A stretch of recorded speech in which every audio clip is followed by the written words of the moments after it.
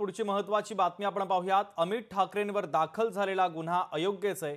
अमित ठाकरेंचा वाईट हेतू नव्हता, जो गुन्हा दाखल केला तो मागे घ्यावा। वनमंत्री गणेश नाईक यांच्याकडून अमित ठाकरेंची पाठ राखण करण्यात आली आहे। मनसेचे नेते अमितजी ठाकरे यांनी उद्घाटन केलं। त्यांनी उद्घाटन करण्याच्या पाठीमागची भावना ही कुठेतरी कायदा तोडावी अशी नव्हतीच, परंतु कुठेतरी प्रशासनाला जागरूकता घेण्याच्या अनुषंगाने त्यांनी ते केलं। खरं म्हणजे आता त्यांच्यावर गुन्हा नोंदवलेला आहे, मी त्या गुन्हा नोंदवण्याच्या प्रक्रियेशी मी सहमत नाही।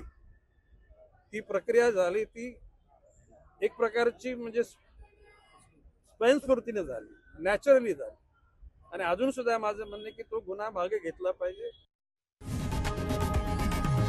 लोकशाही मराठी ऐका, पहा, जागरूक रहा।